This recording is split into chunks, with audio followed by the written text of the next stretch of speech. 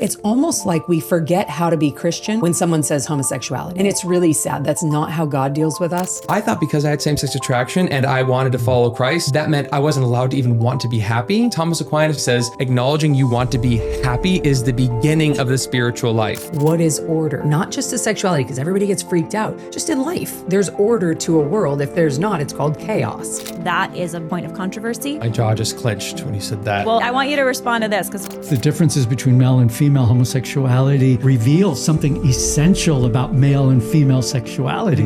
Not one person walking this earth was raised by a perfect mother and a perfect father. Jesus said, be born again.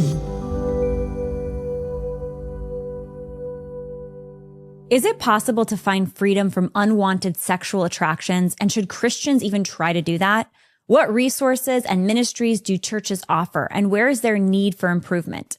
And what is the full Christian vision of human flourishing that incorporates sexuality, psychology, and spirituality? Welcome back to the Lila Rose Show. Today we are talking with three amazing guests, Andrew Comiskey, Kim Zember, and Michael Gasparro, who bring expertise, ministry experience, and deeply personal stories that they vulnerably share on the path towards wholeness, integration, and picking up your cross. So many people today are confused about purpose, sexuality, and identity. And as always, our goal with this podcast and the community we're building at the Lila Rose Show is to bring clarity to a confused world. The quickest and easiest way that you can support this mission is by ensuring that you're subscribed, sharing this podcast with a friend, and leaving us a like and a comment. You can also support our mission to bring truth over at patreon.com/Lila Rose Show for ad-free episodes and access to upcoming guests and more.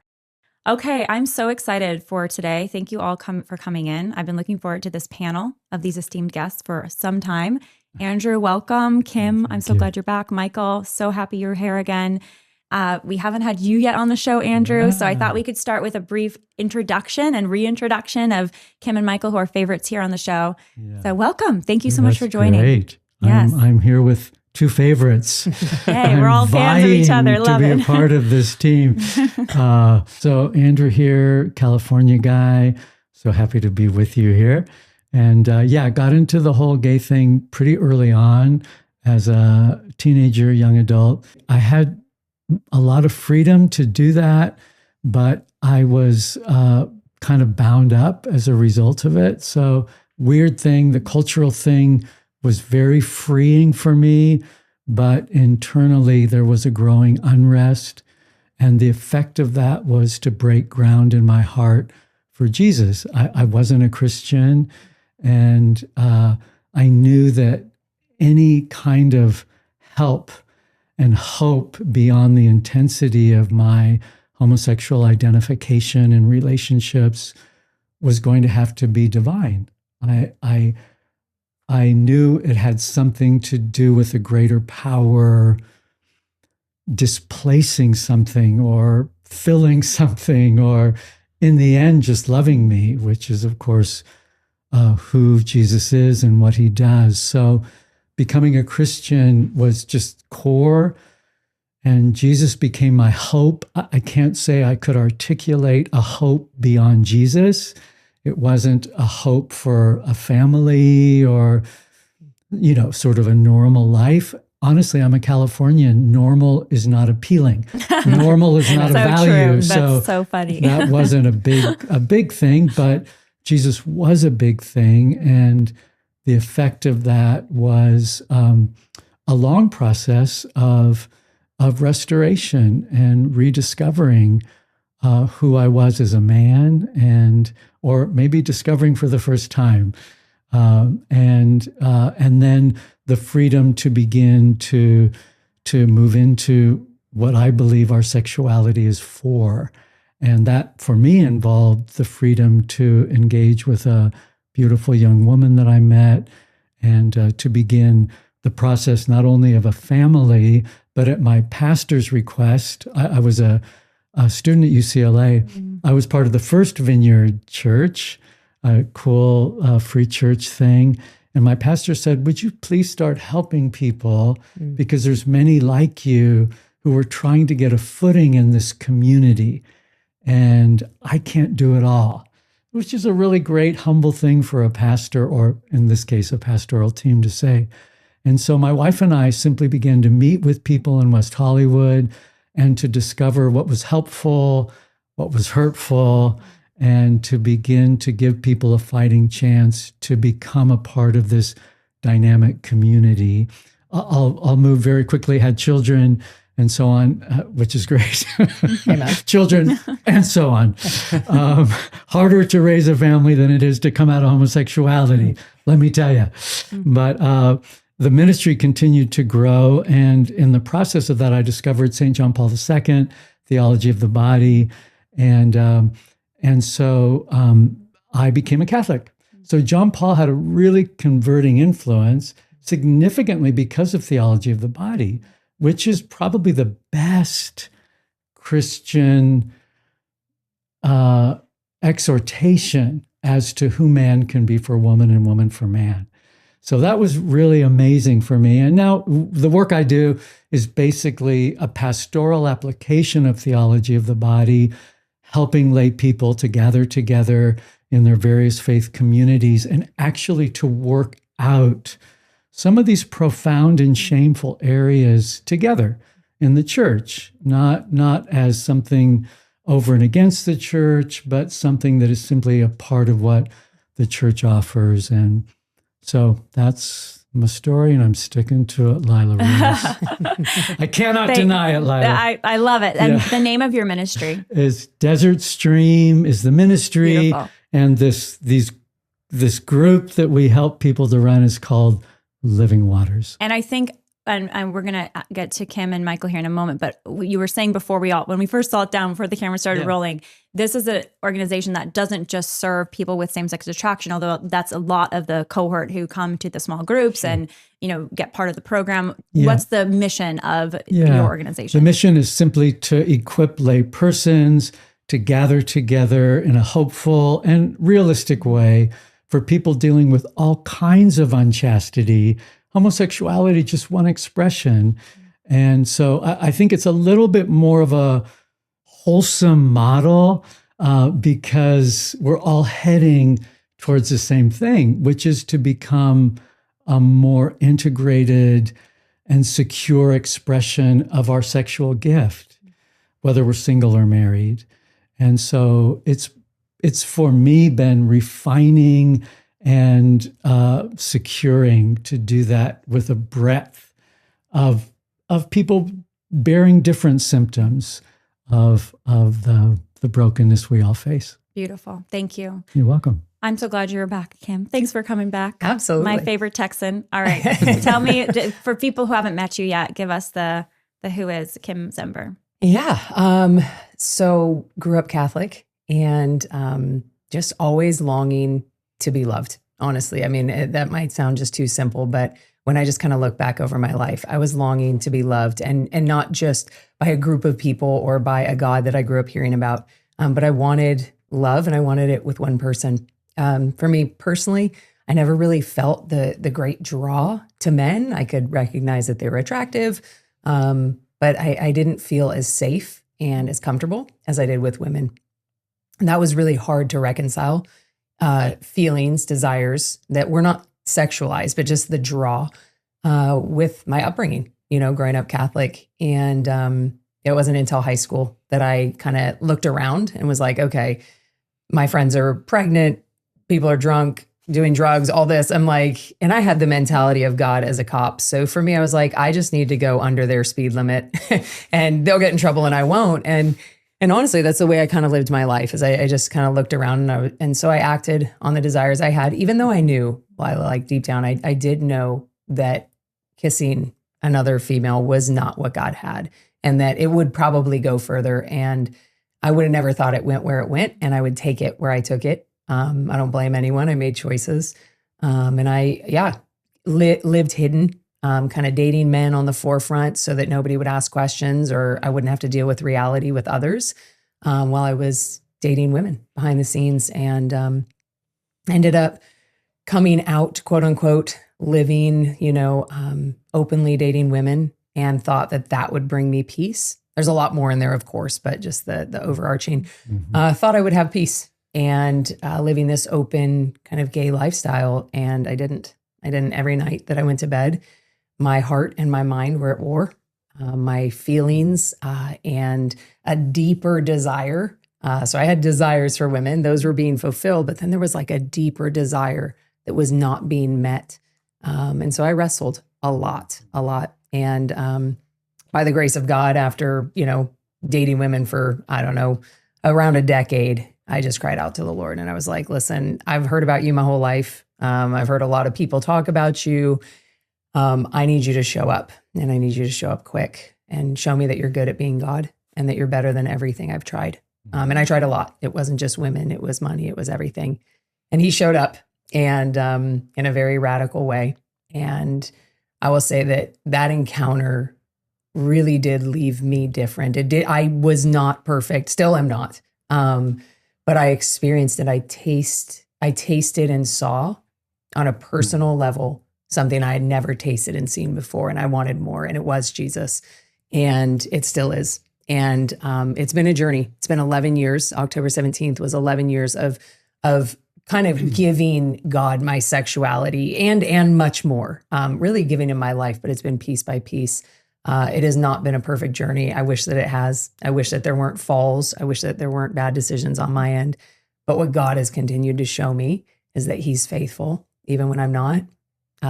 He's worthy, even when I don't act worthy. And so it's really been a revelation of who he is in the midst of seeing who I'm really acting, like not acting, but how I'm acting and what I'm choosing, that he's consistent. And I honestly have seen over these 11 years that he's the one that I've been longing for. Will I get married? Only he knows, but he really is the one that I'm longing for, the one that loves me no matter what. When I fail, when I succeed, by the grace of God, succeed. But, and so, yeah, it's been a journey. I think it'll continue to be a journey. I believe in deeper healing, always filling of deeper depths, so I don't think it's like, oh, great, I'm not dating women anymore. I'm all good. That's not the goal of God. He wants our whole heart. He wants everything that we are. He wants us to trust him with the very life he gave us. And so I'm on this journey. Just like everybody else, but I feel very awake to the reality that I need someone greater than myself.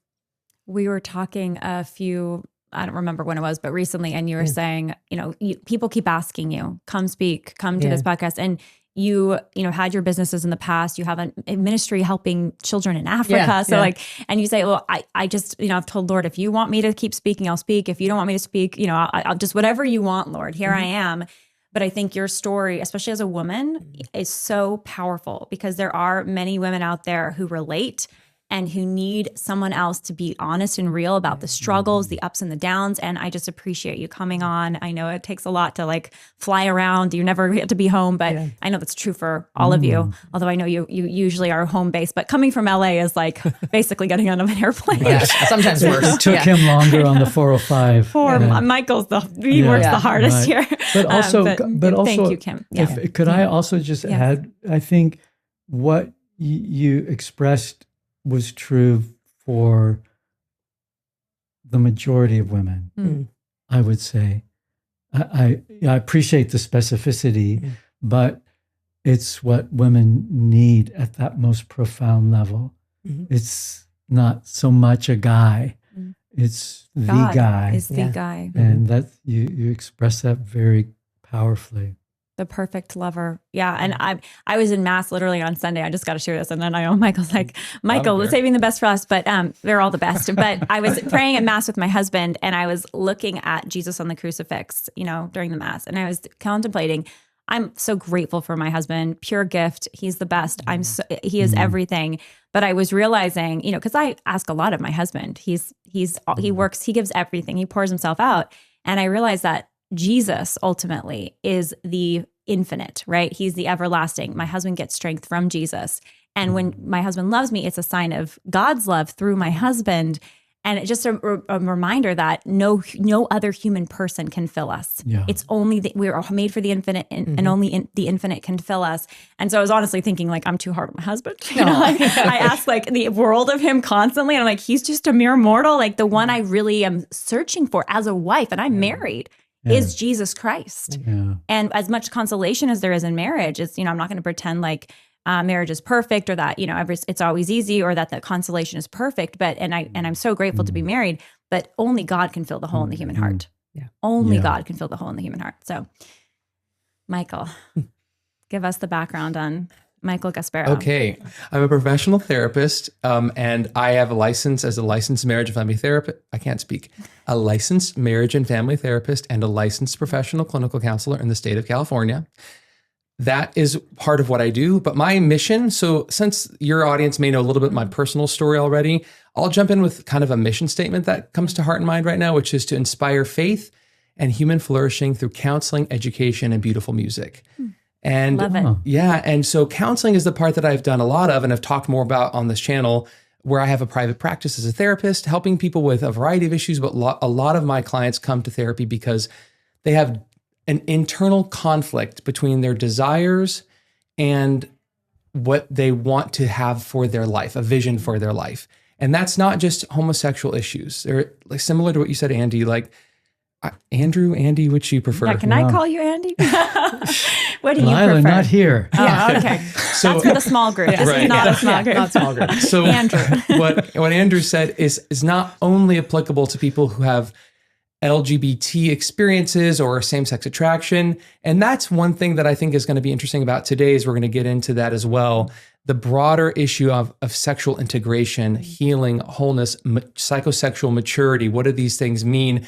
Not just for the person with homosexual issues or gender identity issues. So I just got this passion on my radar because of a priest who had known some of my talents and capacities. My first career was as a music instructor to kids and music ministry, and that's my undergrad is in music. So I started writing kids music that is focused on theology of the body, but at age-appropriate levels for children. And I recently launched a YouTube channel called Mr. Michael Sings. I'm fully going for a Catholic version of Miss Rachel, slightly older target audience. Love that. Thank you. I'm really excited about it. And the songs build on the Thomistic schema of the human person, so we can understand a Catholic anthropology of man.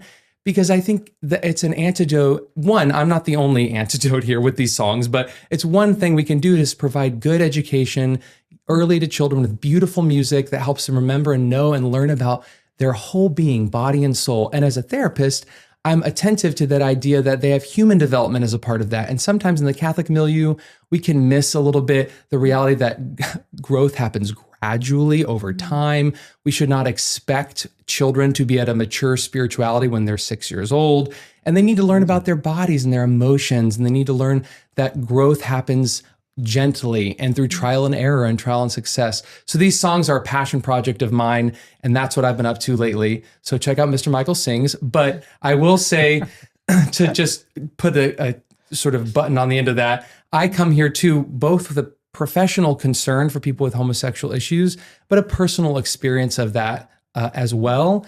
And it emerged probably by the time I was in middle school that I knew there was this conflict, and I was in a Catholic home and a Christian home. And because of that, I knew there was this sort of confusion about how I would, what's going to happen? Like, what am I going to do, Lord? How am I going to move forward here? And I will say it is not me that chose Jesus, but Jesus that chose me. And I say that because the time in my life when I was most vulnerable and struggling the most with sexual compulsions, with pornography and other things like that, was the time in which Jesus spoke into my heart the most and kind of revealed that he is real. And that was at a time of profound brokenness and struggle for me. So I have been on a 30-year journey. I'm 38 now, but many years of ups and downs with this. And I have hope in my heart. And that's what I want to be here today for, is to share hope. Beautiful. Thank you.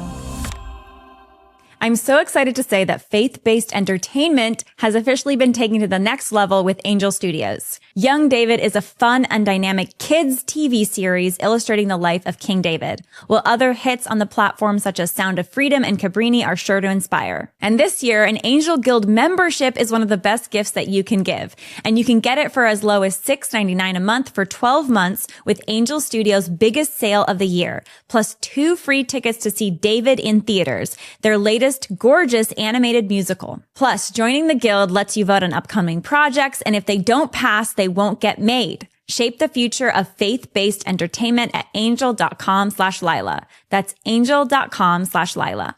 A good night of sleep makes all the difference in the world, and Cozy Earth wants to make sure that that's not only possible, but probable for you. Cozy Earth sheets are what my husband and I have on our bed, and they are our favorite sheets hands down. Crafted from viscose from bamboo for an incredibly soft feel that keeps you cozy without overheating. The Bubble Cuddle Blanket is the perfect gift for cozy winter moments, and it combines comfort and style with a distinctively textured bubble design and an ultra soft faux fur feel. Cozy Earth also confidently offers a 100-night sleep trial, as well as a 10-year warranty. Right now, you can stack my code Lila on top of their site-wide sale, giving you up to 40% off in savings. These deals won't last, so start your holiday shopping early. That's CozyEarth.com and use the code Lila for up to 40% off your order. Give the gift of better sleep this Christmas season. That's CozyEarth.com.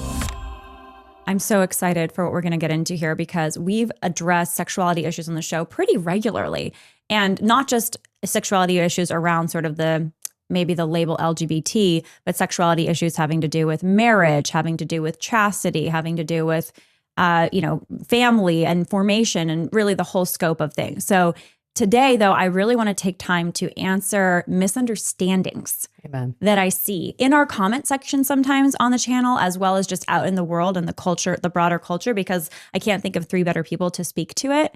And I think the misunderstanding I wanted to start with, and then we'll also, if you have misunderstandings, you feel like, hey, I think this would be good to talk about, we'll bring it up, please, is this idea. I've heard this a lot. I've heard it actually from people who say that themselves, I'm a Christian or I'm Catholic, where they say the idea of, Beckett Cook's another guest we've had on the show before. He's amazing.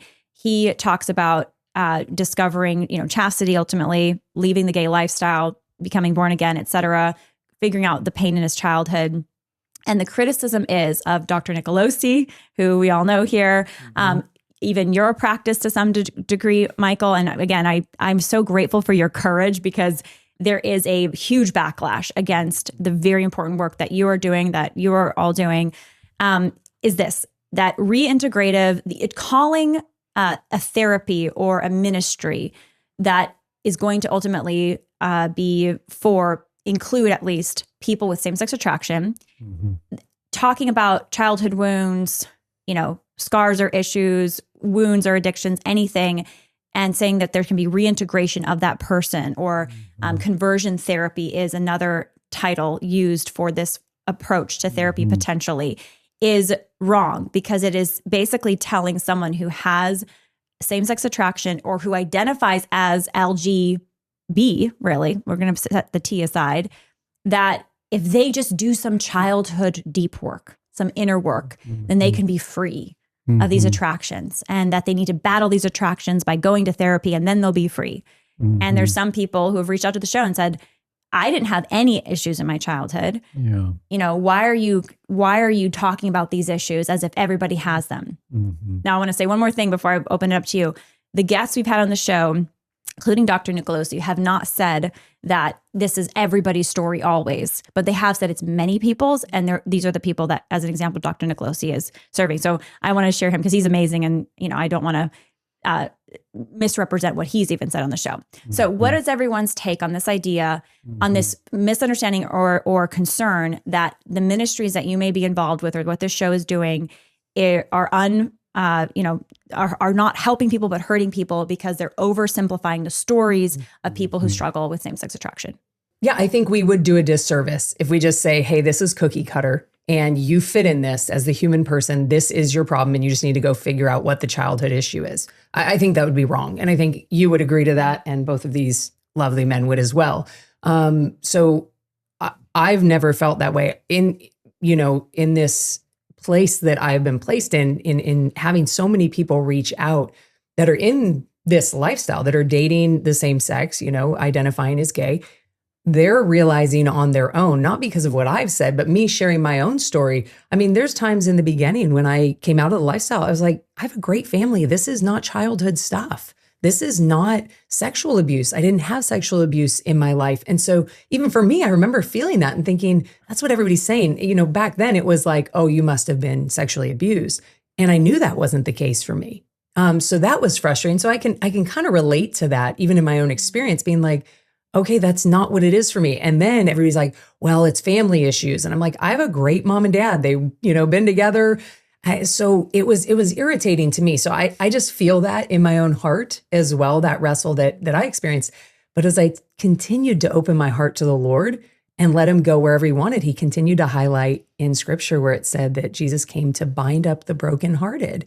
And I'm like, okay, God, I don't have a lot of maybe struggles or issues that a lot of other people have had, but I've had to have some because you didn't just raise me, right? Like I had a mother and a father who were not perfect. So I give you access to that. And seeing that personally and what has unfolded has been pretty incredible. The places that God's gone and he's brought healing and he showed a lot of things. But to say that that's going to be the same for everyone, I think would be wrong for us to say. But I would say that not one person walking this earth was raised by a perfect mother and a perfect father. And so the imperfections of our families are going to have some sort of effect on us, some sort. And would we be open to letting God examine that with us? I think that's more the stance I would say. And if we don't, I think we're just doing ourselves a disservice. But to just cookie cutter say, well, it must be childhood, mommy issues, daddy issues. Okay. It could or it couldn't be, but are you willing to look at it? Right. And I think that's just an open heart. Right. So that's just a little bit of feedback I would say to that. It's a war of troublesome words. So this notion of I'm being forced or this is being imposed, conversion therapy for underaged, malleable people, that kind of language to me is exaggerated and mostly untrue. Our desires have meaning. And as to what our desires mean is something that we collaborate with God and with wise people on. So if I wake up maybe even ashamed because of intensive dreams towards a male friend, and I'm like, where is this coming from? What is going on with me? I want to know. I will repent. I will confess. I'll do the normal Christian things. But in the end, I want to know what the meaning of my desires are. And to assume that someone outside of me, Big Brother, is going to impose an abusive meaning is something that, frankly, I find unfounded and more just kind of room noise in the culture wars. How much more helpful to honor your humanity as you come as a serious Christian and say, Lord Jesus, help me to sort this out, because I want to be I don't mean a perfect gift. We're all disordered. We're all subject to original sin, but I want to be a less frustrated gift to my male friend. I don't want to be kind of doing, warfare when I'm with him and not wanting to do dumb things to him. And as a married guy, I want to be free from my wife. I've made a vow to her. I love her. She has every right to have the first fruit of my affection and my thoughts. And so if other things are interfering with that, I'm going to get help. And I'm going to get on track because someone needs my integrity. I need it. My wife needs it. My friends need it. And so I think we need to change the paradigm a little bit, because I think it results in unnecessary polarization. God searches out the deep things of our hearts. We as human beings see only in part, but that we can draw upon wise counselors and ministers and friends who can actually know us and pray for us insightfully is only helpful. And I hope we all are getting a little better at that.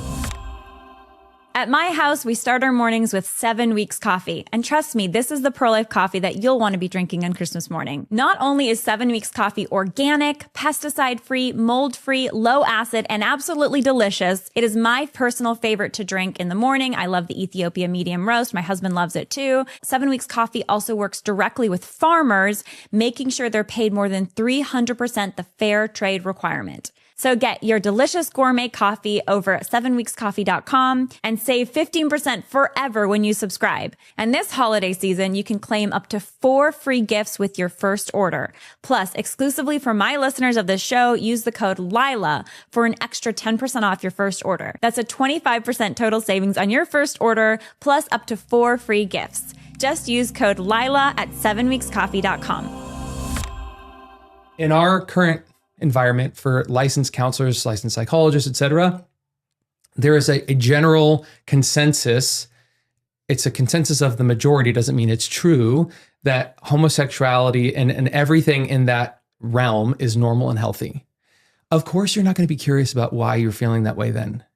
We're not really curious about the normal, healthy. We don't wonder why we want to eat food and why, it's just part of being normal and healthy. And so I think if you refuse to ask the questions why, it's because you've bought into a narrative that it's normal and healthy. Change my mind. Lay it down. No, I think that is a very good way to conclude, what you just shared, Kim, and you shared, Andrew, which is, I think when I've seen that blowback about, exploring reintegrative therapy or childhood wounds that, by the way, we all have. Like, I wrote a book, Fighting for Life, if anyone wants to read it. And literally there's several chapters about my childhood wounds. Maybe like, you're fine, Lila. Look at you're doing great. I'm like, I had my issues. I still have my issues. But, and I think everybody's childhood is worth exploring for the sake of self-knowledge and self-gift. So you can give yourself better to other people. So you can love other people better, as imperfectly as we all are going to. But it's not even just about the childhood. It's about our life today and how we impact other people. And not everything can be explained perfectly in this life. And I think that's the other thing. Like, we can't perfectly, it's not a perfect science of like, well, these 5 things happened as a kid, and that means this is going to happen to me as an adult. Of course not. But I think this bleeds into the next question, which is nature versus nurture. Are people born this way? Whether it's gay, bisexual, straight, trans, I know there's a ton more identities that people identify as today. The umbrella continues to grow. And there is this idea today of a fixed identity, or you can evolve your identity, but it's still something that you just have, that you— it was innate. That it's innate. It's coming from somewhere inside of you. And therefore, to say that it can be some way changed, altered, adjusted, or that it's in any way wrong to behave certain ways, that would be ultimately bigoted or homophobic or hateful. Yeah. I mean, there's many ways of answering that. I think maybe the clearest way as Christians is to understand what we're for as male and female. And in light of all the fissures and fractures and frustrations that we face, I, as an embodied person, as a man, the direction of my sexuality is always going to be for the purpose, not of siring children necessarily, because not everyone gets married, but will always be in the direction of honoring and dignifying woman. And woman, in turn, is created to be a gift and a blessor, if you will, in turn of man. And so I think anthropology is crucial. Psychology is complicated, and there's many different takes on that, how we become a certain way and why, but the direction of our sexuality is intact. So from the beginning of my life, I am always becoming who I am. I haven't realized it. I'm aspiring towards it, but the trajectory doesn't change. The trajectory is never homosexual or transgender or bisexual. My feelings and my unique psychological makeup are not the determining factors of the end game. I think that has to do with my moving in fear and trembling in the direction of becoming a more honorable gift for the women in my life and vice versa. So I simply believe that in terms of the Imago Dei and the duality of humanity as kind of the underlying principle. There's so much else that we experience and that frustrate that we recognize. And we have many different conflicts of desire and affection and fears and so on. But I simply think that's kind of bottom line. And when we start saying, my fundamental being is gay, my fundamental being is being against my own sex, I need to be another sex, or, I simply think we're taking a profound conflict in our being and making it foundational to our humanity. And I think those are two different things. We can still have our conflicts and be honest and need a lot of help for it, but the foundation doesn't change. And I think that's helpful, good news, however unsexy and undramatic it is. And I think also not to be simplistic about it. Now, God didn't make Adam and Steve, he made Adam and Eve, some like terrible way of shaming people. I'm just saying, and I think there's terrible ways of men and women treating each other. So just the fact that one has a desire for the other doesn't make one a good lover, doesn't make one a good man or a good woman. It can make you a monster. So I think it's about this whole thing of honor. John Paul II said, the future and dignity of humanity depends on who man will be for woman and on who woman will be for man. All of us are impacted psychologically, morally, by how men and women in our world treated each other. And we're all impacted by that. And so to the degree that Jesus can help us in our self-awareness, in our healing, in our repentance, and in all of the above, to be a clearer, truer offering for the other in our life, single or married, I think we will be moving in the right direction. What's your take on that, Michael and Kim? The whole thing of you're born this way, and to tell someone otherwise is to torment them, basically. I go to the place of, are we willing to look at sexuality? Yes. Okay, let's look at sexuality, and let's look broader as well. As a human being, whether Christian or not Christian, do we have desires that are out of order? Like, do we believe there's an order? See, because I don't think you can know something's out of order unless you know there's an order. So I think it's kind of like, even going back further, what is order? Not just to sexuality, because everybody gets freaked out, just in life, right? Like there's order to a world. If there's not, it's called chaos. And we've seen that a lot. And so I think sometimes we parse out and we only look at sexuality, but we as human beings have a lot of disordered desires, and we're sometimes born that way because we're born into a disordered and a chaotic world, right? And families, right, as well. And so I would always say this. I have two brothers. I won't say which one was born a little more angry. He was just a little more pissed in life. Like he just was. Growing up, I saw it. Does that now give him the right to just be angry? Well, I would say no. That's an area that he can grow in, that he can say, wow, something's kind of off in me. And he can open his heart to the Lord and to others and see where that goes. But I don't think just because, since I can remember, I've been this way, whether it be around sexuality, attitude, or these other things, we just say, okay, then just be that way. That would be minimizing the beauty of transformation and growth for any of us on any level. So I would now tie that to sexuality. Well, since I was young, this is all I remember. Okay. And I don't want to minimize that. But do you think that God can do something? If you believe in God, that's the other thing too. If we're talking as Christians, it's different because we believe we have a God who has order. And so I would say, with whatever it be, even if you feel Like that's how you were born. Since you can remember, I mean, Jesus said to himself, be born again.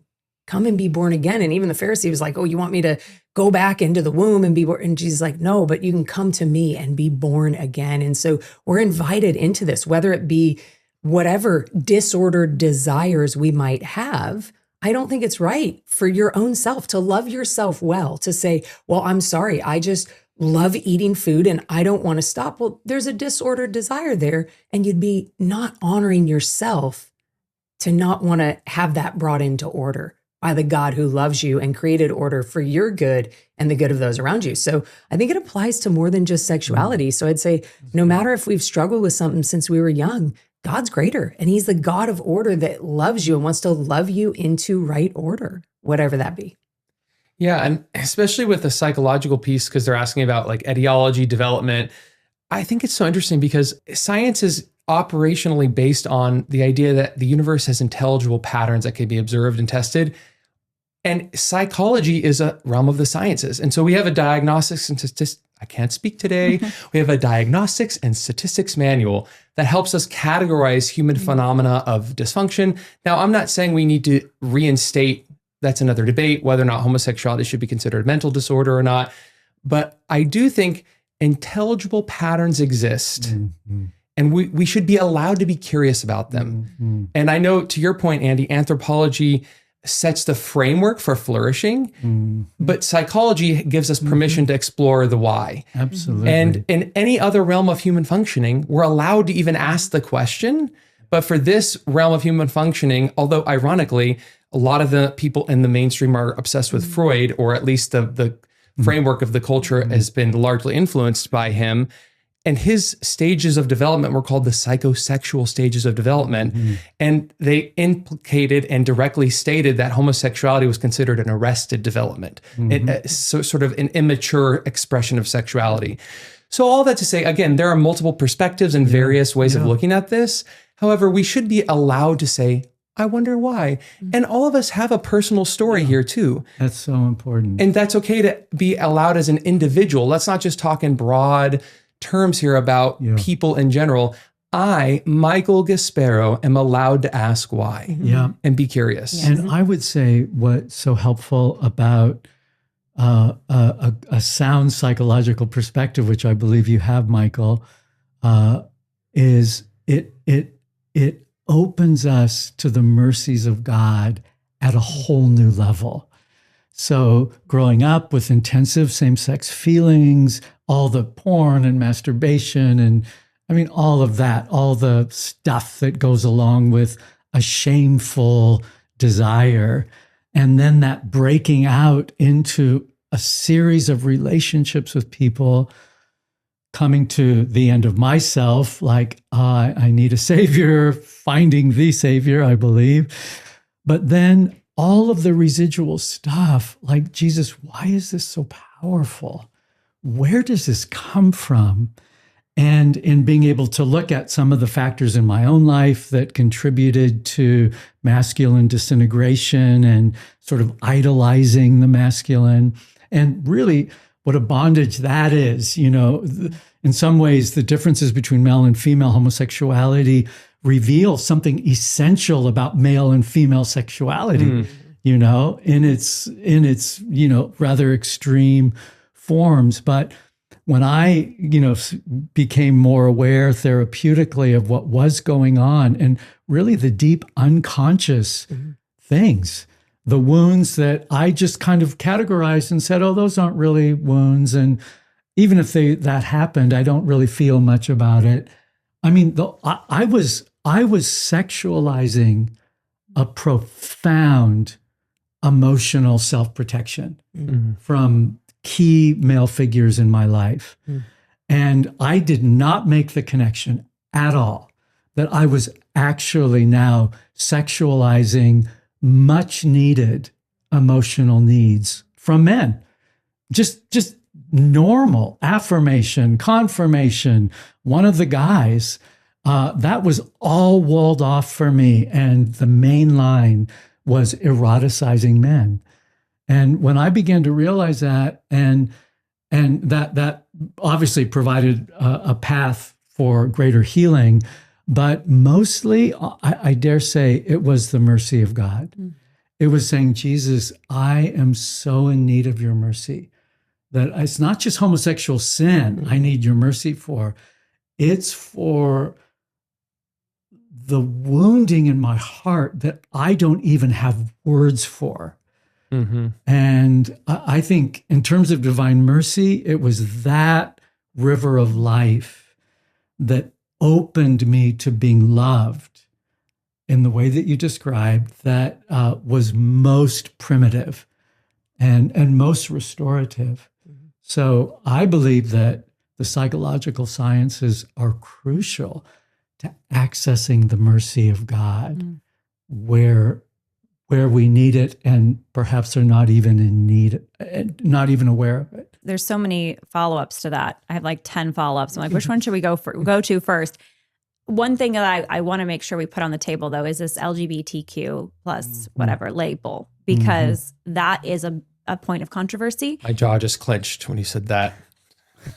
Sing, Michael, sing. Yeah, sing the blues. Hearing the label makes the jaw clench. Yeah, I just feel a little angry. Not at. Well, I want you to respond to this, because Father James Martin, God bless him, we're going to invite him on the show. We may have already invited him on the show.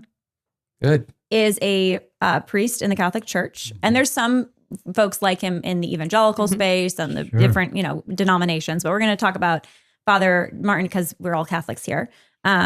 Although many of us have evangelical backgrounds. Anyways, he talks about how we need to be welcoming to LGBTQ plus individuals. So he favors using that language, creating a categorization, putting people in those categories, identifying people as lesbian, gay, bisexual, trans, queer, if they choose that identity, and he wants to affirm them as they are. He's not saying it's okay to sin, because I do think he's pretty clear about, yes, acting on same-sex desires and, acting out sexually, whether it's before marriage and you're, heterosexual, or you're just, acting out on same-sex desires and you're, gay or queer or bi, is wrong, but he still welcomes the label. Right. What do you all think about that? Yeah. And if I could just qualify that, I do believe he would advocate for people in gay relationships that are together.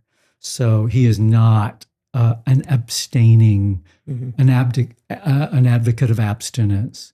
So he would. Well, I've seen him make sure to be clear that you're not, like, sin is sin. I don't think he's ever said that sexual activity outside of marriage between one man and one woman isn't sin. Because that would, I don't think he's gone that far, or has he? Maybe I missed that. He has. Yeah, really? He has in quiet. Where's the bishop? No, he is in very quiet ways advocating for gay relationships. Okay. Yeah. Well, if he's willing to come on the show, we'd love to hear his perspective. Yes, absolutely. Well, I think to your point, Lila, I'm not Father James Martin's defender, but I think publicly when he states things, that's what he states. I think maybe what you're speaking to is more you're concerned about the message of what he's sharing, but I'll let you speak to that. In general, I will say with the LGBT question, aside from what Father Martin advocates for, I'm not angry at LGBT people. I need to qualify that. I said I was angry. It's because I don't like those labels. They frustrate me. And more than the labels themselves, I don't like the idea that they're innocuous, that their idea that they're harmless. Or even helpful. I think Father James and some people who are upset by some of the content even on this show is like, the LGBT label, you should honor it, you should bless it, you should welcome it. Even the act of not liking the label is some form of bigotry. Yeah. So, but I'd love to hear why Michael, as a therapist, as someone who yourself have experienced, same-sex attractions, and you've counseled hundreds of people and you've been outspoken, why do you think there's a problem with putting this label on people that may have these different varied experiences? Yeah, and I'm not saying, I wouldn't tell somebody not to call themselves that in the sense of robbing them of their agency to do so if they choose. Sure. But we all are free to share our opinions, and I think it's harmful because it keeps people stuck in a false narrative. And personally speaking, it just twists me up a little inside if I was to say those words. Like, it doesn't feel true or authentic to me to say I'm gay. It feels icky. And believe me, I'm not saying that I have shame at all. I'm on a podcast talking about my history of homosexual issues. I'm not ashamed. I am not ashamed. Where's the camera? I'm not ashamed. Jesus is my savior. I love being here. I'm grateful for the things I've gone through and dealt with. But you don't want to be called, you're like, don't call me gay. Don't call I me have gay. same-sex attraction, don't call me gay. Yeah. And I'm also advocating that it keeps people stuck in a mindset that prevents them from looking at things that might help them heal and grow. And why do you say that? Why do you think that is? That by identifying as LGBTQ or by saying I am gay, you may be closing off an opportunity for healing or growth? Well, I think it's personally applicable to my own life, A, but B, I have friends, and we all do have narratives around this. I mean, I don't want to share other people's stories in too much detail, but I know people who, when they had that label identity very close to their heart, they would even dismiss and ignore sexual feelings that they had towards the opposite sex as sort of aberrations or things that weren't really part of their authentic self until they surrendered that label. And then they started seeing. But then they say they're bi. No, they realized. I've seen that transition. Yes, that could happen, but they realized that the labels themselves weren't very helpful. Excuse me, that the labels themselves weren't very helpful for what. And I would love to hear what y'all have to say about that.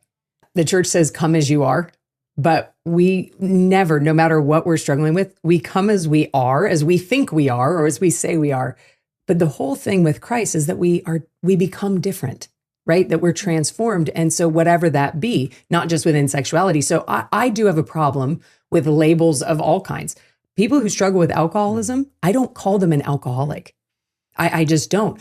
I don't believe when God looks down on his creation, he's like, there's an alcoholic, there's a homosexual, that's not the lens of Christ. So that Jesus Christ died to reconcile us back to the Father as beloved sons and daughters. And so when we let our identity fall into something else, and as leaders in the church, especially as priests, are now labeling something with which God did not label, I'm genuinely concerned. Did God is creator, I'm not. I'm creation. Did God label me or my brother or sister with that? And if I'm doing that over someone else, if they want to do that, I'm going to honor that. But I'm not going to now say, hey, we need to label everybody as this, because I don't believe that's what God is saying. I believe there's more beyond. Our sexuality is important. Otherwise, God wouldn't have created it. It's important. It is not everything. We have listened to the lie of Satan that our sexuality defines everything that we are. Well, I think it's even our sexual feelings of sexual desire or our attractions that might be sexualized. Because even in the world of desire, attraction, there's so much gray and nuance. And there's what does that even intricacies in mean? there. Because you can be attracted to someone and then it becomes sexualized, Right. and you think that's a sexual attraction, but then you unravel and you're like, no, I'm not sexually attracted. It can be sexualized. I'm deeply drawn to this element of their soul even, or some other, interaction that we have. So there's a tremendous world of nuance around things that I think are hyper simplified today with the LGBT label. And it's one thing to be aware of desires and to say, yeah, I'm having a lot of desires right now that I'm sorting out, but my desires do not define me. I do believe, and I'm not challenging you on this, I do believe our sexuality is foundational and always is and is always important. I'm a man created to become a man. You're a woman created to become more of a woman, if you will. So I think those are foundations that just are. But as far as our desires, I don't define myself by them. Labels have never been my friend. In the growing up bullied and so on and so forth, it's just been bad news, trauma. But now as a Christian, I don't like the label of straight. I don't like the label of alpha male. I don't like all the ways that we even sort of tag people other than you're a guy, you're a woman, you're a son of God, you're a daughter of God. I think it's complicating and unnecessary, albeit understandable for people in our culture. It's only been in the last 20 years that our educational system has given all the space needed in repair for bullying, for guys that aren't that macho, for girls that are a little more masculine, to say you're being picked on. Now you need sacred space in the public square to find solidarity with other girls who are being bullied for not being traditional, guys for not being traditional. So it all becomes this kind of social sanctuary. And so I understand there are kids that have been raised in that find a kind of safety to say, now I'm being upfront about, what I've been feeling and so on and so forth. And our culture has simply confirmed, blessed, high-fived that. My kids are all high school teachers. My children are grown up now. They're high school teachers, public schools. They see this constantly. And they're like, we have come so far from even being able to bless and confirm a person in the light of this sort of diversity treatment in the school. So I think it's a phenomenon that is now coming into the church. And I think Father Martin is doing us all a great disservice by saying now Catholics have to adopt diversity understanding in regards to sexual identity. I think that is anthropologically heretical, honestly, and not helpful for getting to what is ailing earnest Catholics that are simply worldly in their thinking. And I think your response, which wasn't a personal response, you were actually responding to, in a sense, on behalf of the people you represent, saying, That's right. I don't want you to take on a kind of defense that says, this is who I am, ask no more questions. Rather, well, can't we go like this? To me, LGBT is saying this is who I am. This is how I present socially. For all of us still dealing with some residual same-sex attraction, I would say guilty. I'm not guilty. I just say, here I am, Lord.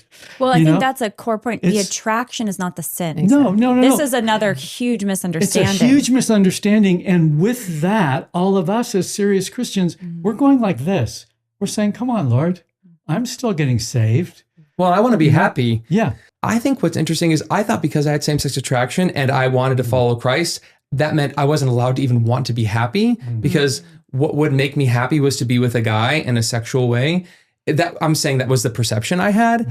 And it was actually a huge shift in my own journey as a Christian to realize I can't but want to be happy. Like I can't not want that. In fact, Thomas Aquinas, I believe, says, acknowledging you want to be happy is the beginning of the spiritual life. I want to be happy. And this is the thing I think we're losing in the battle. We can fight about the language. I don't love LGBT language. Obviously, I mentioned that already. Yeah. But I think we're losing the battle because we're failing to propose a narrative of happiness. I want to be happy with every fiber of my being. I don't want to settle for anything less than the highest happiness possible. And I'm just asking God for the grace, because He is giving it, to help me trust that His way is the way to happiness. Amen. Yeah. This is where another concern comes up from people who might disagree, which is, yes, I want to be happy. You're telling me if I do enough childhood work, then I'll be somehow at least alleviated the desire. And I could maybe even start to have a desire for maybe one other person that I could maybe eventually marry and have kids with. And I know me, I've been me, I've tried me. I am gay, must be again this person. Maybe I'm bi. Maybe the bi person, because the church is teaching you can marry someone of the opposite sex. So they're like, well, I could maybe end up going that route. But let's just stick with the same-sex attracted person who's solely experiencing that, or they're saying they're solely experiencing that, I should say. Anyways, this is a long question again. But they're saying, this is me. You're giving me false hope. I think that's where this real pain I've noticed comes in. You're giving me false hope. You're torturing me. Just let me be. I understand I got to be chaste. We all got to be chaste. It's going to be a cross, though. Don't pretend it's not a cross. I'm struggling over here. I'm suffering, but I'm going to be chaste, do my best. Just don't judge me and don't make me not hold on to my gay, the label gay. Yeah. I think it's really important. No one should ever force anyone. God didn't force me. And when people tried to force me, that never went well. So this has to be something. And the way I would look at it is as simple as this. Okay, I fought against the desires I had for women and I was unhappy. Then I gave into the desires and I said, you know what, this is going to make me happy. So I lived openly in that lifestyle, still not happy. I guess my question to that person would be, why are you so opposed to that option? Like I was not opposed to, okay, let me try this. Let me be gay. Let me be open in this. and let's see if I'm happy. And I wasn't. So I guess the thing goes back to free will. You have choice. Like, I'm not saying you have to believe this, but this has been my experience.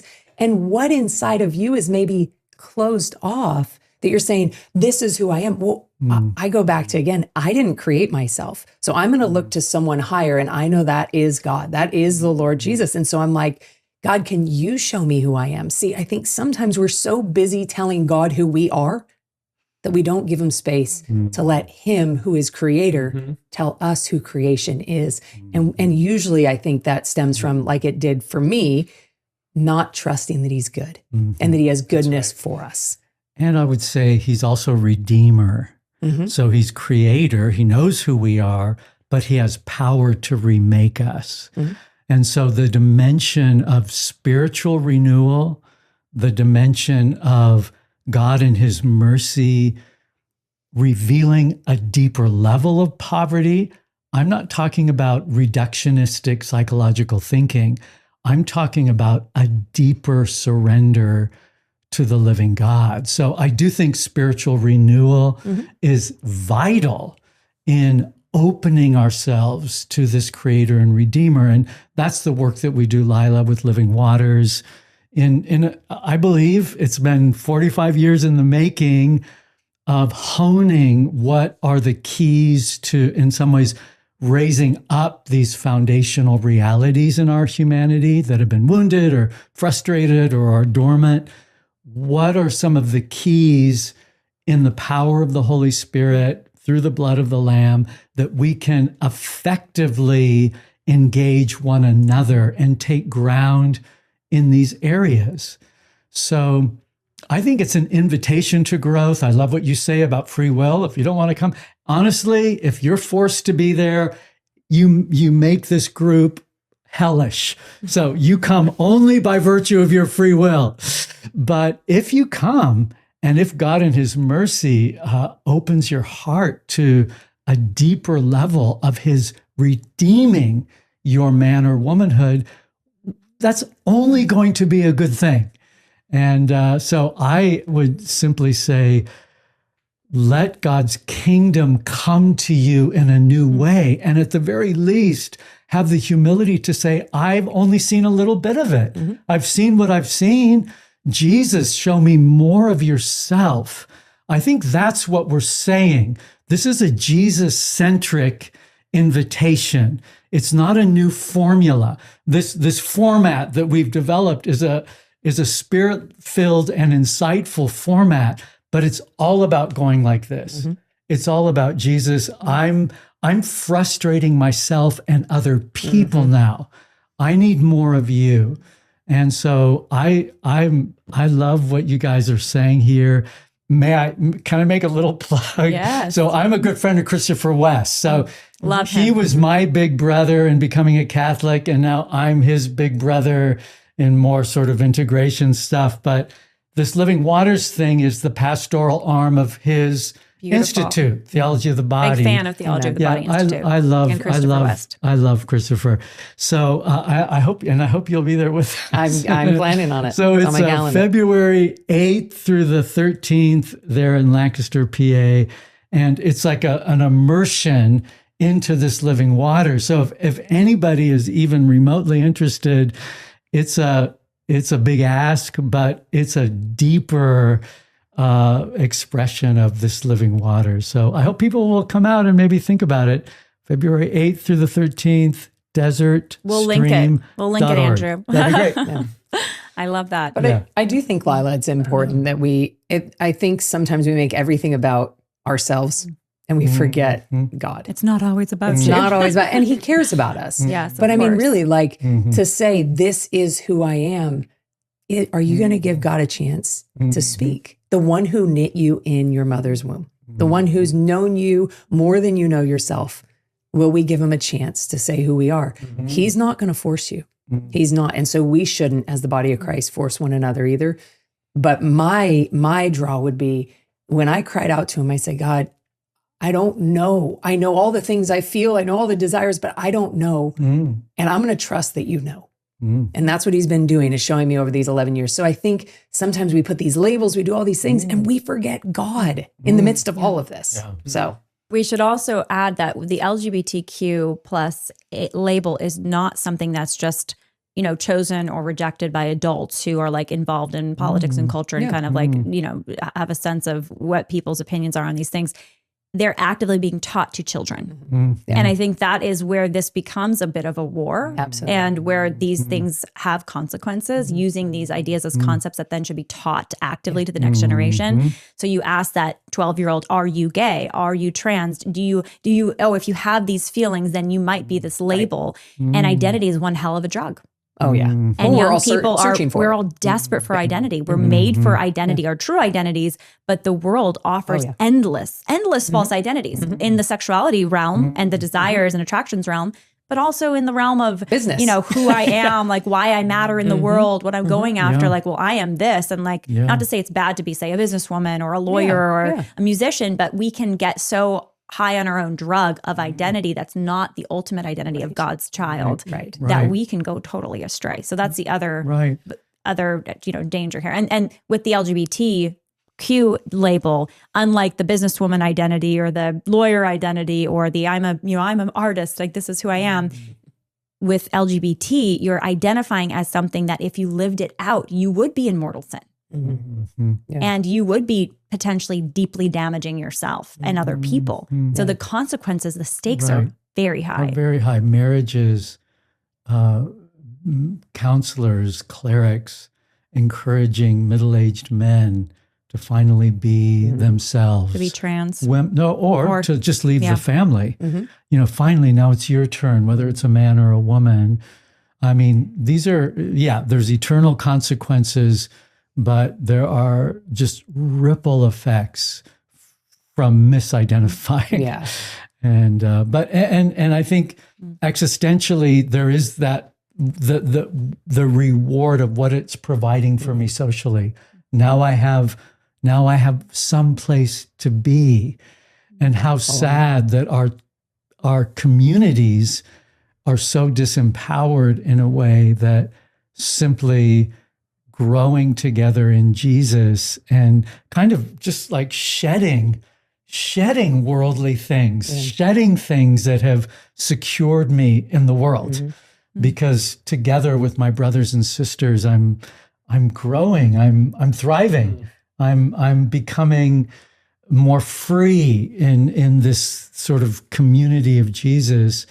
I think fools have rushed in to disempowered communities. Can I say one thing about this when it comes to labels, especially with children?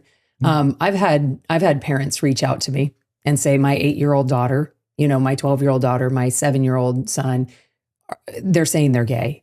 And you know what makes me so sad is I think, and these are usually Christian families, is that we have allowed sexual things to infiltrate everything, right? Like sexuality and sexualizing things. Little boys are meant to be drawn to little boys, right? The world will twist that already and say that's weird, that's creepy. No, same sex, we're meant to have desire for the same sex. It's not sexualized, especially when you're little, it doesn't have to be. But now putting these on children, I mean, do you not remember when you were like 8 years old, you're like, this is my best friend, I want to be beside her always, you know, and you get friendship bracelets and you do all the things. Now that's like, oh, do you think you're gay? I think any little child would probably be like, well, yeah, because I really like her. I really like her. I want to be close. Or they see something. So we've allowed the world to make any desire almost sexualized. And I'm like, we got to stop doing that. And I think that's kind of what those labels in our school systems and whatnot with the LGBT saying, well, you might be gay. No, they have real, regular desires that they're meant to have with the same sex. And the world is trying to sexualize things. And I think it's really damaging to our younger generation, but also to us as humanity. We make everything about sex. And I just think that putting a label on someone that's saying, because you're drawn or you love your best friend, that now you're gay. That's not true in many of the cases. Well, yeah, and to kind of throw in there a couple of things about the psychological components here, we hear a lot about coming out. Using this LGBT language was a very relieving thing, or psychologically really beneficial. And that is probably a measurable phenomenon. There is research to show that coming out can reduce shame, etc. However, there is some interesting research finally being done on coming out about your desires, but not as identified as LGBT. And it is showing, it's a 33 option survey is one of them. These are real studies. The APA is doing them with a collaborative research team that actually finally is choosing participants to participate that are not LGBT identified. See, a problem is a lot of the research in this area is selected bias. And there's a selection bias towards only researching LGBT identified individuals for what helps them psychologically. Meaning their coming out experiences, I am gay, as opposed to an experience of I struggle with this same-sex attraction, or I struggle with alcohol addiction, or I have a porn addiction, and the psychological relief of just coming out and sharing with your community that I have this struggle is really the thing that is really universally experienced, as opposed to I have this identification. Yes, you nailed it. And this research recently that I have been reviewing with a friend of mine who helped conduct the research, Dr. Christopher Rosick, who's a Christian psychologist, who's an expert in this area, is showing that a lot of young people, young men in this case, who were religious and resolved that inner conflict by coming out as identified with primarily their religious identity, showed similar levels of reduced depression and shame related to the coming out process for those who came out as LGBT identified. And this doesn't even address subsequent mental health disparities that still exist in LGBT identified populations. So they have reduced shame and depression for coming out as LGBT, but they continue to fail at many other metrics in terms of disparities. By fail, I mean in terms of researchers, they still struggle. They still have much statistically significant higher levels of OCD, depression, substance use. And these are pervasive studies. And we can question the why, and that could be a different debate. But my point is, coming out as LGBT is not the only way to reduce shame around your issues. And B, research is finally starting to take seriously. There are people like us that didn't come out as gay, but still felt benefit. When I first told a priest, oh my gosh, I was drowning in shame. I was terrified. And then he was like, let's talk to your parents. And then that was even scarier. But eventually, that was the path towards freedom from shame. Well, and not to make it about me now, but come on. But you know, on a related Lila, issue, I'm tired of this.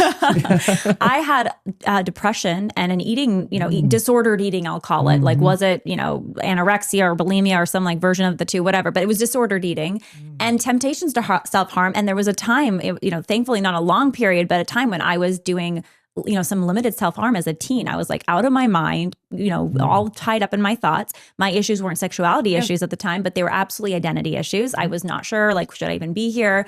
Some of the darkest moments of my life. And it was when a friend threatened to tell my parents if I didn't tell them first, because I was drowning. Yep. I was also drowning, a different drowning, but still a drowning. And it wasn't until I told my parents, told a friend, then told my parents, got help. And thanks be to God, I feel like I've had like 95% healing. I say 5% because I still have tough days, not where I have the same temptations, but there's different temptations of negative thinking and, different versions of the same beast of just not being fully living in the identity as I'm a loved daughter of God. Right. But I share that because that's relief of bearing all and getting help and support to be seen and appreciated and known and loved for what you're going through and where you're at. And then getting the help you need is life-changing for, I think, anybody. And we have to learn how to, I think we're all very much in accord with not assuming this kind of socio-cultural political label that you don't have to assume. You just don't have to do it. So maybe not so helpful. But I think we're all aware that as pretty whole men and women now, I would say, I think we're all pretty whole men and women now. We still have to find and keep using the language of, I'm struggling today. Yeah, absolutely. I'm vulnerable today. I'm tired. I really failed in my aspirations this last month, if you will. I'm a bad example. And I'm just feeling insecure and a little bit more inclined to sort of masculine empowerment in this false way. Talk about it. Yeah, just say it. Just say, hey, can you just pray for me? I'm aware through this kind of fleeting symptom that I need shoring up in my historically vulnerable area. Well, I think if you're like a married person and you have recurring attraction to someone who's not your spouse. Yeah. You got to like Talk about surrender it. that, Talk talk it. about that, Yeah. like, put up boundaries to protect your marriage if, depending on the intensity. And, Yeah. I think like, I remember when I first got married, I'd have these dreams and there would be like random exes. Yeah. Not like that I even, like I had no desire to be with them. I'm like, why am I? And I realized there was a spiritual component, Yeah. which was part of it. And I was like, okay, well, thankfully that's alleviated. It's, we're Yeah. 7 years married. But I think that's, again, it's another form of, disorder. And I want to get to this question of homophobia because it's next. It's another form of the frailty of the human person. And we're like not locked in perfect. We're always, and we're complex. We have our memories and the memory is so powerful. And we have our fears and our traumas. And there's a healing process in this life that's real, but there is still weakness that accompanies all of us. Yeah. And that's why we have to be in community and be known in community. And this is where I'm so grateful to have my evangelical background, because evangelicals are much better at establishing peer community. They're geniuses at it. And that's why these communities flourish among young adults, because they know how to gather people according to their ailments and their recovery issues and so on. Catholics, we can also do this, but because we're so used to the professionally religious, I only tell my secret to the priest or to my director or maybe my Catholic therapist. So I tell the truth, but I do it to professionals. I really don't do it. So we say, I confess my sins, in the Mass every day to my brothers and sisters. But actually, my brothers and sisters don't know anything about me. They don't know really what drove me almost crazy, the night before. And so I think to find this in a reasonable way, and in a sense to covenant together, to walk with each other, to take further ground in chastity is crucial. And we would say it's crucial. We wouldn't say, I just needed this 6 months of intensive X, Y, or Z. Yes, I love intensive things. I love opportunities where we pull away and God is able to do more, if you will. But I think the ongoing responsibility that we have to choose healthy communities is critical to our growing in integration. And without it, I think we're shooting ourselves in the foot and setting ourselves up for the failures of others who have sometimes been championed because of tremendous breakthroughs in their lives. But the communities and their own commitments to community afterwards broke down. And all they had was an amazing story from the past that the enemy just came in like a flood and wreaked havoc on their poor lives. So I do think we represent some history now of what is really helpful in walking this out and what is not. And so, Homophobia. That's one thing I wanted to ask you all about and your take on, because I do think there's people that are vicious and shaming, and that does exist. Now, today it's very uncool to be that way. We had on the show Joe Dallas, and he was saying, I was gay before it was cool. Yeah. I was like, okay, today it's cool, but back then it was like scary to be gay. You could get beat up for it. And, I don't think anybody who has sexual temptation or attractions or desires, or even comes out and says, I want to be gay today, should get beaten up. Like it's evil. It's wrong. That being said, there is this question in the church today of what's the posture that we should have to people who, yes, are actively identifying as LGBT, and is homophobia a real issue that many people have, where they actually are like especially hateful of people like this or demeaning towards them? And do we need to like tackle our inner homophobia? What is your experience and your take on that? Yeah, I think it's kind of a hidden homophobia that I'm seeing. I don't know if I'd label it as that. I will say, I do think there are people that are just hateful, right? And that's inside the church and outside the church. And that's never okay, right? Whether it be towards a race or someone who identifies within the LGBT community, there are people who are hateful. And I don't think that our world will be rid of that. But I think what I see very often in the church is maybe more than a homophobia, but I think it's a form of it to a degree, is hypocrisy. where we are so highlighting homosexual sin and we're not paying attention to the common sexual heterosexual sins that is happening. An example of that would be receiving an email from a mom saying that she's concerned because her daughter said she might be gay. My response back, do you have a son? Yes. Great. Is he dating someone? Yes, he is. Okay. But it's a female. Do you think they're sexually active? I don't know. So there's a focus on her daughter and her sexuality because the word homosexual came up, which we know acted upon is sinful, but she's not paying attention or asking questions to her son who's in a committed relationship with a female. She doesn't want to know what they're doing. So I think it's kind of this, we've kind of made what I would say. You have the special sin. Almost like the modern day leper, to be honest. And it's horrible. It's doing a disservice to the body of Christ. It's doing a disservice to the person who is living this lifestyle. And so I think it's more of a hypocrisy that I see within the church. And it's sadly pretty common. There was a man, I just spoke at a conference. Man said he was talking to his friend and his daughter came out, said, Dad, I think I'm gay. And his son is sexually active with his girlfriend. And he's turned a blind eye. He said, there's nothing I can really do about that. But he's honed in on the daughter. What do I do? It's almost like we forget how to be Christian when someone says homosexuality. And it's really sad. That's not how God deals with us. That's not how, Jesus was with sinners, tax collectors that were stealing, prostitutes. A lot was going on, but he didn't we know that sexual sin is different than stealing a pack of gum, but ultimately it's not trusting God, right? And so I think we've done a really bad job as church in kind of segregating certain sins. And I think it's damaging to the body of Christ. And I think it's damaging to the person who is struggling or living in this lifestyle as well. So I'm absolutely in favor of discussing the church's teaching on this topic. But when we overemphasize sexual sin, especially among adolescents, and they're also struggling with homosexual issues, it can reinforce unhelpful shame narratives and levels of fear that cause emotional repression. And that repression does not aid somebody in living a flourishing life or in living chastely.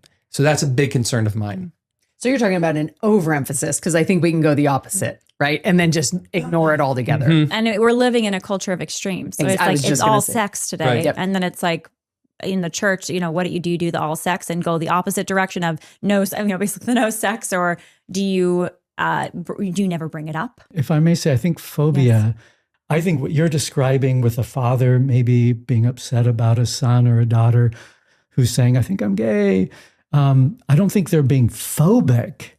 I think they're saying, I don't know what to do about this. I'm concerned. They're preoccupied. So if I'm conscious about it, I'm not phobic. I'm just aware that I am very troubled by this and I may not be responding very well to you right now. I don't know what to do. So I don't know if that's phobic. I think it's like maybe a poor response. Well, that's what I'm saying. I think it's so anyway, but the culture, maybe I'm being the technical. culture would say, the LGBT culture would say that's internalized homophobia. Yeah, no, I don't think it is. You're feeling upset that your son is gay. You're internalized homophobe. Yeah, I would just say no. Or a bigot, Yeah, I would say no. I don't understand that, and I'm troubled by that. I think that's one thing. I think another thing, though, and I think this is more pronounced, and I experience it myself with trans culture. It's so obvious. So the visual is so present. So I'm surrounded by people in my culture where I live that I cannot identify them sexually. I don't know if they're male or female. And so I'm in a position socially of engaging with them, and I find myself at a loss. So I think as things have devolved in terms of sexual identity, that's my take on it. And we're now dealing with, whatever the causes are, we're now dealing with people who are dissolving in their sexual selves. And we have to kind of make sense of that. And so I think the very fact that we're I sometimes feel troubled. I feel anxious. I don't know how to bless this person because we're created to live in the duality of either being male or female. So when someone is dissolving their sex, I am in a disoriented position. I do think there are people in our culture who just get angry at that. They're consciously angry and they want to, they rant and rave. And I don't think that's helpful, but I think we have to find a way through that because I think it's only being human to say, I am not able to discern your humanity. And at that point, I think that's not because I have a prejudice. It's because something is going on that is disorienting me in truth. So I think we have to own that and give people space to say, yeah, this is really disorienting to me. And I have to find my way through that in a way that is as per Jesus. I want to be an agent of the kingdom here to this person, and I need help to do that. But I fundamentally don't think it's my problem. I think it's my Jesus' invitation to me to find a way through that, to be able to bless their humanity in an authentic and real way. In other words, I don't want to back off. I want to press in, and I don't know how. And I think that's the case for most Christians of goodwill. I don't think it's because they just have ancient bigotry and you got to get rid of it. I totally agree. That's the convenient label put on it by an activist kind of narrative, basically. Well, I guess one thing that comes to my mind too is to kind of redirect a little bit back to what I mentioned, because I want to clarify as well. When I say what should we do instead of what should we not do, I think to help people with integration is to always promote a positive vision of human flourishing. So let's go back to that. What's our narrative? And I think one thing comes to mind for me is when we separate the procreative and unitive components of sexuality, then we lose a little bit of the game here as well. To a young person, if we talk about the natural connection with babies and marriage and family, the positive vision of sexuality rightly lived, it naturally orients me as an individual to being understanding of the teachings that will lead me to that good end.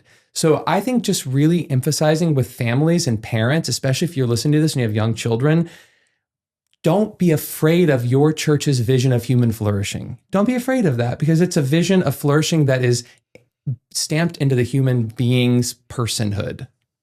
That comes to mind for me. I think the church today is dealing with the culture today, which has all of its wounds and chaos.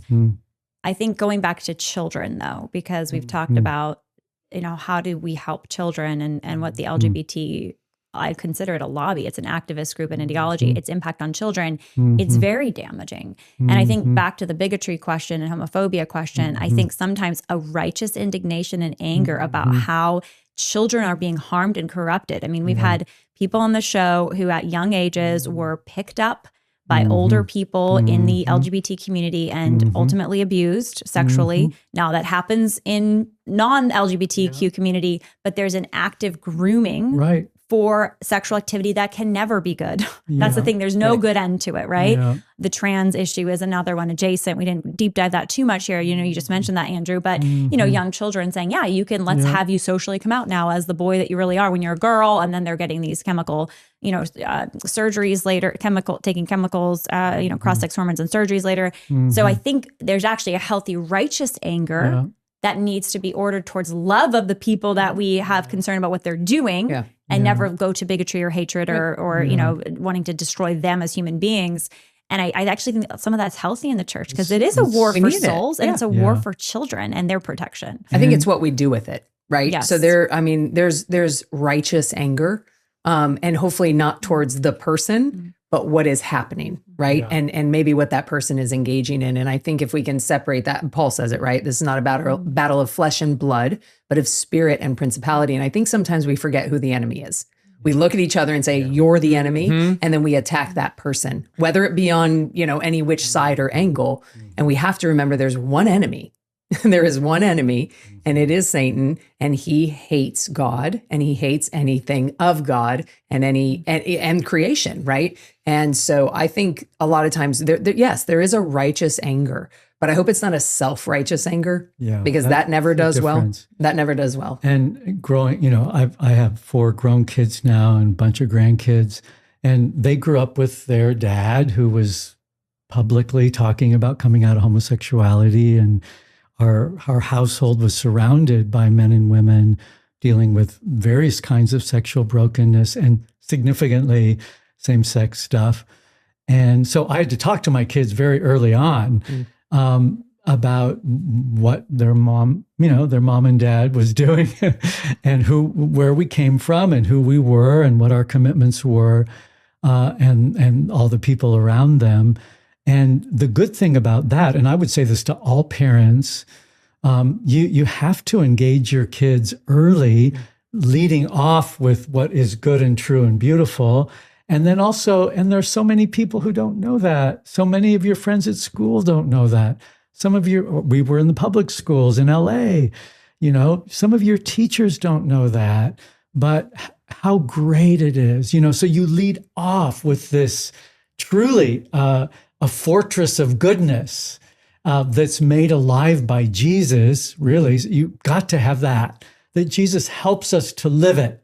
Not just this is the ethic, but this is our life in Jesus and what we can live. And then my kids would become the advocates for those who were a little further out on the playground, that were the kind of irregular kids. My kids had a vision for them, that how could I be their friend? Obviously there's something going on there, I'll be the inviter and the includer, but not to say, well, that's who Jimmy is really Janie, or, Kim is just gay. I worked with them, when they bring that stuff home, I'd say, no, that's not reality, kids. And so it's good. You can do that, but you have to do that because that's what's in the mix. Yes. And that's what your kids are facing all the time. So it's just being a little bit more proactive, preventative strikes, and you can do it. So good. So much wisdom. We could go for hours here because there's so many different questions to explore. You all come from different ministries and approaches that have served people who are themselves wrestling, or they have loved ones who are wrestling with these questions. So to close us out, I'd like to hear each of you share, what do you think are the best resources today inside and outside of the church? Michael, are you still taking clients? I do, but I have a very small part-time practice. So I think more than promoting therapy, I would say promoting good parenting. By the way, I know we've talked about how the psychological origins are complex and multifaceted, so I'm not here blaming parents, but one of the things that I think Christian parents really struggle with at times is learning to, my therapist would be proud of me for saying this, but learning to reflect their children's experience back to them without fear. And that means instead of shutting them down, reflecting them as they present to you. And I don't mean just with sexual issues, with their emotions, with how they're going through life, with the things they love or they don't love. We want them to learn to trust themselves and trust God, but trust their human experience, their embodied reality. So really finding good resources in parenting communities that can both be attentive to the spiritual dynamics we're talking about here today with these issues, but also just the normal developmental human things that children need, which is patience, loving, kindness, care, and reflecting of their experiences to them. As I mentioned, I have a YouTube channel called Mr. Michael Sings, which can be a resource and a tool for parents that's going to be building on a Catholic anthropology of man. And I'd love for families to go check out the channel and subscribe and like it. But there are great resources, and these guys have some of them next to me. And the last thing I'll say about this is we believe, all of us at this table, I think, that the church's teachings on human sexuality are good news. It's good news, people. Hard news, but good news. It's good, though. It's so good. And I'm a work in progress. I'm on a journey. God is healing, but gently and gradually. And I'm learning to love my littleness and my poverty, because it's what makes God, it's an entry point for his mercy into my life. So here I am in all my littleness, but just saying that you're not alone if you're struggling with this. I remember what it was like to be afraid, and just reach out, get help, seek support. There are communities available. Yeah, I think something that's really important is testimonies. We see it in scripture that testimony is prophecy into other people's lives. And so, we can argue all day long and throw stones at each other, but are we willing to listen to each other's experiences? And there's many people out there that have had these experiences, maybe similar to your kids, but at minimum, maybe it's not your own family, but maybe just what the world is going through as well. And so I think testimony is very important. It's not everything. But it should be the testimony of Christ in someone's life. I've found that to be very helpful. I find it to be an open door for people to listen and say, wait, I kind of relate with them. This kind of makes sense, right? And so it's human to human, and to see the possibilities of what God can do. So as you mentioned earlier, I do have a new show called Here I Am Stories. And it's just people sharing their stories, their real life, being vulnerable with the world, and just putting it out there so others who might be searching might find hope. There's great ministries. I love Andrew's. He'll talk about that more. But there are ministries in the church. I know in the Catholic Church, we have Courage and Encourage. No ministry is going to be perfect. I think what we want so often is I just need one ministry to do it all. No, we need Jesus, and he's working in the body of Christ. So we need to probably, one of the ministries that I love, absolutely love, is JP2 Healing. John Paul II Healing Ministry. What they're doing right now is so beautiful. It's getting to so many things just in the human person. And it's not just looking at us from just the spiritual. Dr. Bob Schutz is part of it. Yeah, right. Jake Kim. And so I think that seeing us as a whole person, spiritually, physically, emotionally, all of it. Otherwise, we're leaving out such parts of ourselves that the Lord wants to come and bring wholeness. And so I personally, believe in testimony of the Lord active in people's lives, and then healing ministries as well. Beautiful. So good. And shout out to EWTN for helping promote and publish Here I Am. And love both of those. Andrew, close us out. What would be recommendations? And maybe there's one that you lead that folks can hear about again. Right. Ugly self-promotion. No, it's beautiful. What you're doing is that model of the small group and the community model is, I wish it was in every parish, what you're doing, Absolutely. I wish it were too. Been at it for a while.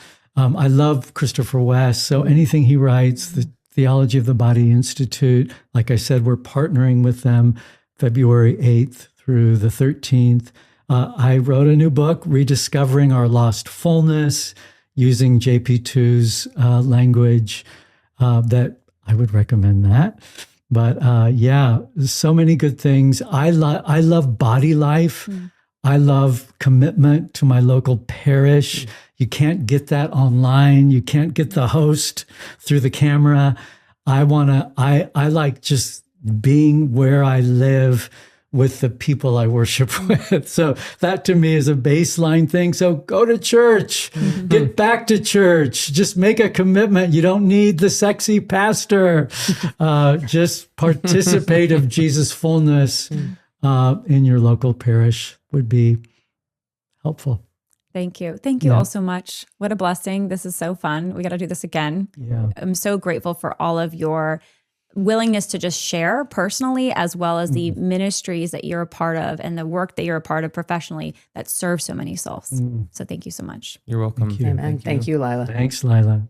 Thanks so much for listening to this episode of The Lila Rose Show. I hope you enjoyed it. I always do. Make sure that you're subscribed if you haven't hit that subscribe button already, and go over to our Patreon to support the mission of this show. That's patreon.com/Lila Rose Show. A huge thank you to our partner, EWTN, the largest religious broadcaster in the entire world. EWTN is reaching millions of people every single day with the beautiful truth of the gospel. You can watch new episodes of The Lila Rose Show 24 hours before they hit podcast app over at EWTN.com/on-demand.